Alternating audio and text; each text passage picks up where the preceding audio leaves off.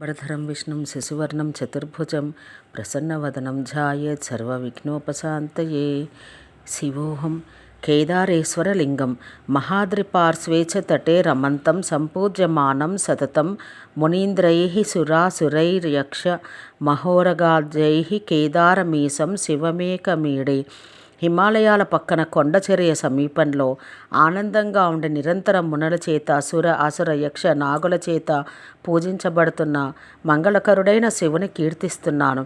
ఈ క్షేత్రంలో స్వామి కేదారేశ్వరుడు, అమ్మవారు కేదార గౌరి, మహేంద్ర, మలయ, సహ్య, హిమవత్, వృక్షవత్, వింధ్య, పారియాత్రాలనబడే సప్త కులపర్వతాల స్మరణ పుణ్యప్రదం. వాటిలో హిమవంతుడు మరింత వరిష్ఠుడు.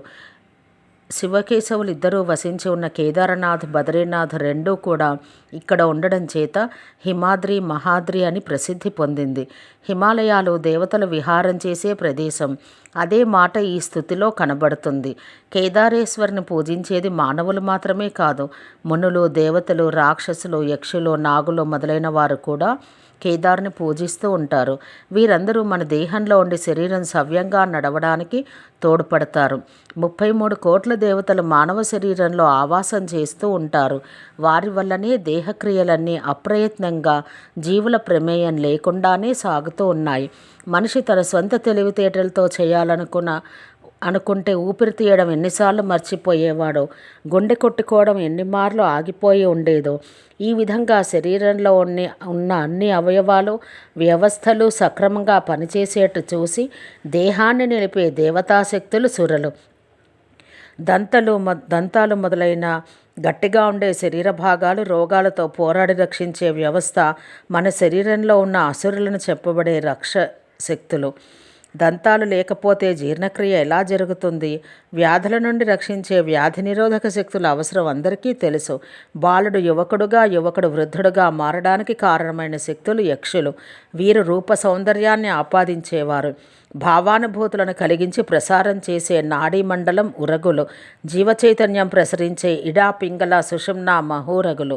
అవి సర్పరూపంతోనే సంకేతించబడుతూ ఉంటాయి. ఇవన్నీ పూజించే దైవం ఉన్న కొండ మానవ శరీరమే. పరమాత్మ జీవుల హృదయంలో అనుప్రమాణంలో ఉంటాడని భగవద్గీతలో జగద్గురువైన కృష్ణుడు చెప్పిన మాట. దాన్నే జీవాత్మ అని మనం వ్యవహరిస్తాం. ఆ జీవాత్మ ఉండడానికి ఏర్పడిన గూడు శరీరం. ఈ శరీరం శుక్లశోణితాలనే జలతత్వం ఘనీభవించి ఏర్పడింది. జలం గడ్డకట్టే కోణం మంచు. అందుకే ఇది మంచుకొండగా చెప్పబడింది. ఆ మంచు మళ్ళీ కరుగుతే నీరైనట్టు ఆ శరీరం నుండే మళ్ళీ శుక్లశోణితాలనే జలధాతువులు ఏర్పడ్డాయి. ఈ జలాల్లోనే జీవుల శరీర స్వభావ నిర్మాణానికి అవసరమైన సమస్త జ్ఞానం ప్రజ్ఞల రూపంలో ఇమిడి ఉంటుంది. ఈ ప్రజ్ఞలే సురలు, అసురులు మొదలైన దేవతాగణాలుగా పేర్కొనబడ్డాయి. ఇవన్నీ శరీర నిర్మాణానికి పనిచేయడమే వారు జీవాత్మ రూపంలో ఉన్న పరమశివునికి చేసే పూజ. మునులు అంటే మౌనంగా ఉండేవారు. మౌనమన్న పదానికి మాట్లాడకుండా ఉండడమని మాత్రమే అర్థం కాదు. అది ఒక వాగ్వింద్రియం మాత్రమే. పంచేంద్రియాల పట్ల మౌనం వహించడమే అసలైన మునివృత్తి, మనోవ్యాపారం. దాని ఇష్టం వచ్చినట్టు ఇంద్రియార్థాల మీదకి వెళ్లకుండా ఉత్తమ లక్ష్యాల వైపు మళ్ళేటు చేయడం ప్రారంభ దశ. అన్నింటిలోనూ అంతర్యామిగా భగవంతుణ్ణి చూస్తూ ఆ తత్వాన్ని అనుభూతి చెందుతూ మనోవ్యాపారమే లేని స్థితిలో ఉంటాడు ముని. అట్టి మునుల్లో ఉత్తముల చేత ఈ కేదారేశ్వరుడు సేవించబడుతూ ఉంటాడు. కేదారేశ్వరుని ఆవిర్భావానికి సంబంధించిన ఐతిహ్యాలు 2 ప్రముఖంగా కనబడుతున్నాయి. ధర్ముడు, దాక్షాయణి దంపతికి శ్రీ మహాలక్ష్మి జనార్దనాంశ సంభూతులై నరనారాయణులనే మహాత్ములు జన్మించారు. వారు లోకహితం కోరి శివుని పార్థివలింగంగా చేసి అర్చించారు.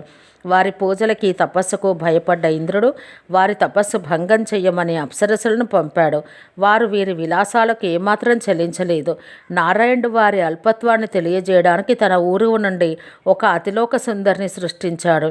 ఆమె సౌందర్య హేళా విలాసాలను చూసి అప్సరసులు సిగ్గుపడి తిరుగుముఖం పట్టారు. కామాన్ని జయించడానికి, క్రోధానికి వసుడైన ముక్కంటి నరనారాయణుల సత్వగుణాన్ని, లోకంలోని దుర్మార్గాన్ని చూసి కోప్పడక సత్వమార్గంలో చక్కదిద్దడాన్ని చూసి మెచ్చి పార్వతీ సమేతుడై ప్రత్యక్షమయ్యాడు.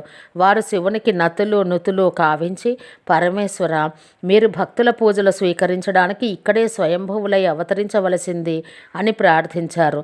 భక్తవశంకరుడైన శంకరుడు భవానీ సమేతుడై లింగాకారంలో వ్యక్తమయ్యాడు. నరనారాయణులు అప్పటి నుండి ఆ లింగాన్ని పూజించారు. వారితో పాటు దేవతలు, దేవతాగణాలు, మునులు, మానవులు కూడా కేదారనాథుని సేవించుకుని తరిస్తున్నారు. అటువంటి వారిలో పాండవులను స్మరించక తప్పదు. ఈ లింగం దున్నపోతు తోక ఆకారాన్ని ధరించి ఉండడానికి కారణం వీరు కేదారేశ్వరుని దర్శించుకోవడమే. కుంతి, ధర్మరాజు, భీముడు, అర్జునుడు, నకులుడు, సహదేవుడు, ద్రౌపది ఈశ్వరుని దర్శించుకుని సేవించుకోవడానికి కేదారేశ్వరం వెళ్ళారు. భీమసేనుడు శివభక్తుడు, బలపరాక్రమాలు కలవాడు. తన ప్రియభక్తిని, బలాన్ని, శౌర్యాన్ని పరీక్షించాలనిపించింది శివుడికి. కేదారలింగం నుండి వెలువడి దున్నపోతు రూపంలో పారిపోసాగాడు. భీముడు పారిపోవద్దని హెచ్చరికలు చేస్తూనే వెంటపడి తోకను దొరకపుచ్చుకుని లాగసాగాడు. అది వేగంగా ముందుకు పరుగు పెట్టడం, వెనుక భీముడు తోక లాగడం. దానితో తోక తెగి భీముని చేతిలోకి వచ్చింది.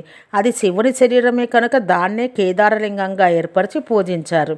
ఐశ్వర్యప్రదాత అయిన శివుని అనుగ్రహంతో వారు సమస్త దుఃఖాలను పోగొట్టుకొని సకల భోగాలు అనుభవించారు. ఇది కట్టుకథ కాదు అని నిరూపించడానికి ఆలయంలో కుంతి, ద్రౌపది, పాండవుల విగ్రహాలే నిదర్శనం.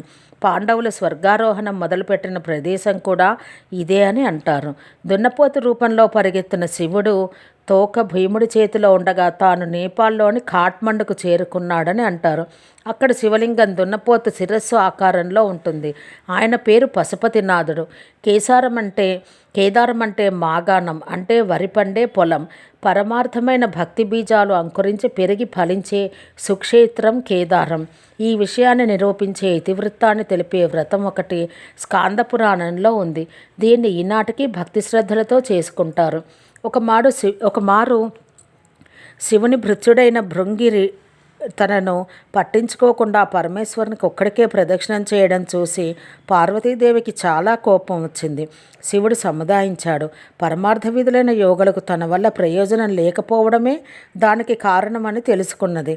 కైలాసం వీడి గౌతమ మహర్షి ఆశ్రమానికి వెళ్ళి ఆయన ఉపదేశంతో భాద్రపద శుక్ల అష్టమి నుండి 21 రోజులు శ్రీ కేదారేశ్వరుని పూజించి ఆయన శరీరంలో అర్ధభాగం పొందింది. అప్పుడు పార్వతిని వదిలి శివునికి ప్రదక్షిణం చేయడానికి అవకాశం లేదు. భర్తతో అంతగా మమేకమయ్యేట్టుగా చేయగలుగుతుంది ఈ వ్రతం. ఈ వ్రతం చేస్తే దాంపత్యంలో అనుకూలత సిద్ధిస్తుందని విశ్వాసం. కార్తీక మాసంలో ఈ వ్రతాన్ని తప్పక చేసే సాంప్రదాయం చాలా ప్రాంతాల్లో ఉంది. వీలైనంత వరకు దీపావళి మర్నాడు ఈ వ్రతాన్ని చేసుకుంటారు. వీలు కాని పక్షంలో మరేదైనా రోజు చేసుకుంటారు. ఈ వ్రతం చేసుకునే సమయంలో మంటపాన్ని వరి కంకులతోనూ ఇతర పంటలకు సంబంధించిన వాటితోనూ అలంకరిస్తారు. వీలైనన్ని కూరలతో వంటకాలు చేస్తారు. దీన్ని గమనిస్తే కేదారం అంటే పంట పొలం అనే అర్థం సరిపోతుంది. ఈ కేదారనాథ పుణ్యక్షేత్రం మందాకిని నదీ తీరంలో ఉంది. పంచభూతాల పుట్టుకకు పూర్వం అణువులు లేని సమయంలో అణువులన్నీ ప్రళయాధిపతి అయిన శివుని జటాజూటంలో ఒక తేజో పదార్థంగా అణిగి ఉంటాయి. అదే వియద్ధంగా సృష్టి ప్రారంభమై అణువులు తయారవుతున్నప్పుడు ఆ కాంతి ప్రవాహం మందాకిని అనబడుతుంది. భగీరథుడు భూలోకానికి తెచ్చింది ఈ మందాకినినే.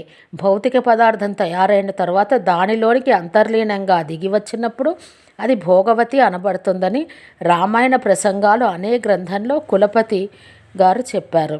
ఇటువంటి ఎన్నో ఆధ్యాత్మిక రహస్యాలకు నిలయం కేదారనాథ్. సాధకులకు, యోగులకు సత్వర ఫలితాన్ని ఇవ్వగల ఈ క్షేత్రం హిమాలయంలో సంవత్సరంలో 6 నెలలు మంచుతో కప్పబడి ఉంటుంది. 6 నెలలు మాత్రమే భక్తులు ఈ దేవాలయాన్ని దర్శించుకునే అవకాశం ఉంటుంది. అది కూడా కొంతమేర కాలినడక తప్పనిసరి. సర్వే జనా సుఖినో భవంతు.